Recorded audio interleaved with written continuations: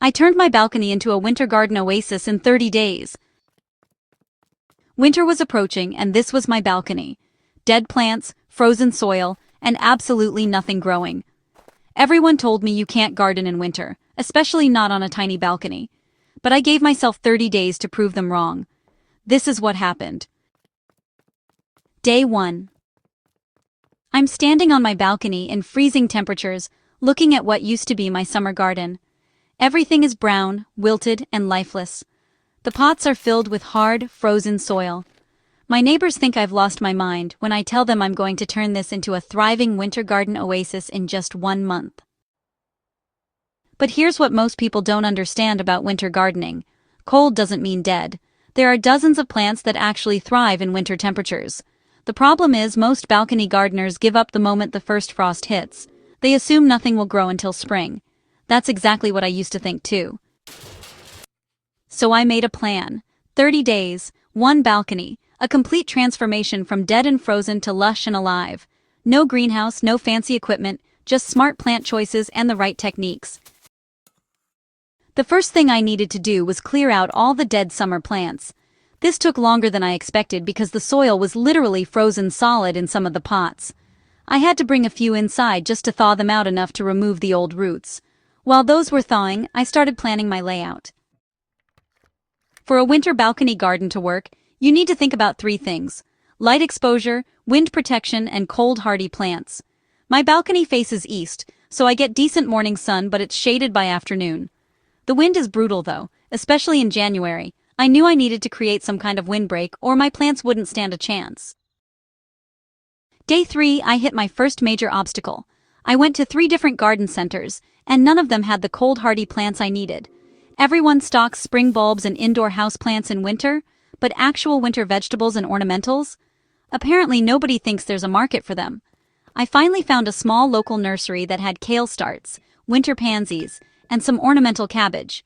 I bought everything they had. I also picked up some evergreen branches from a Christmas tree lot that was trimming trees. The owner let me have a huge bag of trimmings for free. These would become my windbreak and add immediate green texture to the space.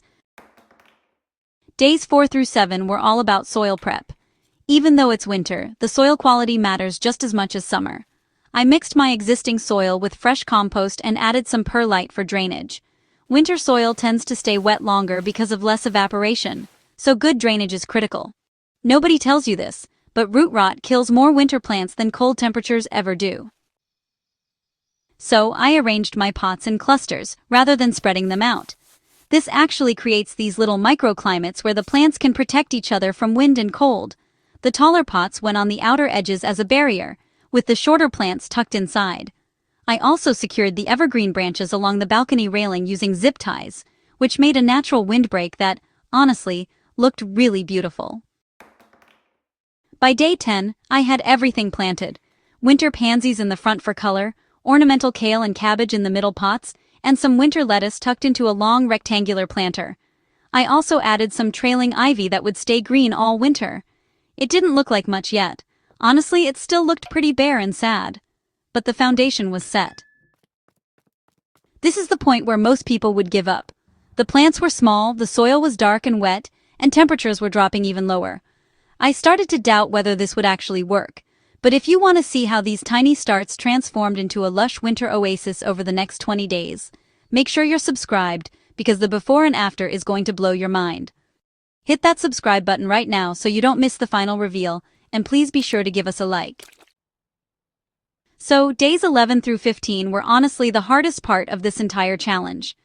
We had a cold snap that dropped temperatures all the way down to 15 degrees Fahrenheit at night.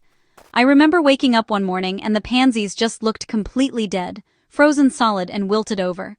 I genuinely thought I had killed everything. But, here's the magic of cold-hardy plants. When the sun came out and temperatures rose back into the 30s, those pansies perked right back up like nothing had happened. They're really built for this. I learned that winter gardening requires patience and trust in a way summer gardening just doesn't. You have to let the plants do their thing and not panic every time they look stressed. I added one more element during week 3, lighting. Not grow lights, but string lights for ambiance. I wrapped warm white LED lights around the railing and wove them through the evergreen branches. This wasn't just for looks, although it did make the space feel magical at night. The lights also added a tiny bit of warmth and made me actually want to spend time out there, even in the cold.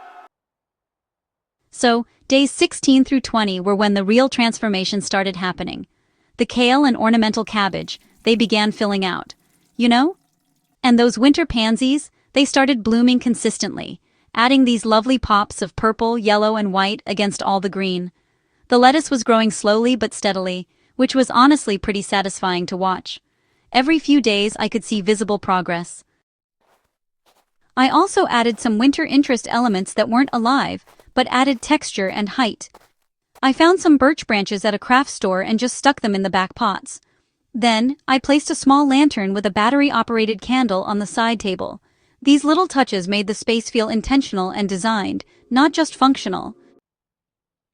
By day 25, I was starting to get really excited. The space was coming together in a way I hadn't fully imagined at the beginning. It wasn't just about proving you could grow plants in winter. It was about creating a beautiful outdoor retreat that made you want to be outside, even when it's freezing. So the final 5 days were all about, refinement. I went ahead and harvested some of the outer lettuce leaves for a salad, which honestly felt incredible in the middle of winter. I also tucked in a few more pansies where there were gaps. And then I adjusted the string lights so they really highlighted the best features of the garden at night. Day 30 arrived way faster than I expected. When I stepped out onto my balcony that morning, I seriously couldn't believe it was the same space I had started with just a month ago. Where there had been frozen dirt and dead plants, there was now this lush, colorful, thriving winter garden. The ornamental kale had these gorgeous purple and white ruffled leaves.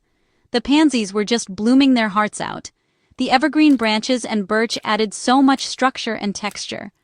And the string lights made it feel like a cozy outdoor room. But the best part wasn't how it looked, it was really about how it made me feel. I had proven that you don't need a big yard or perfect weather to garden. You don't need to wait until spring to grow something beautiful. You just need the right plants, a solid plan, and the willingness to try something most people think is impossible.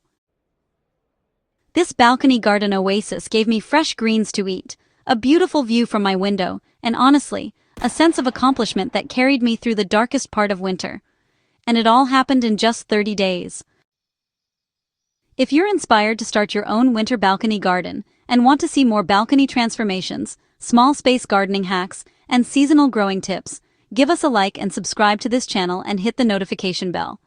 I'm posting new videos every week to help you turn your balcony into a garden oasis, no matter what season it is. Thanks for watching, and I'll see you in the next video. Now go turn your balcony into something amazing.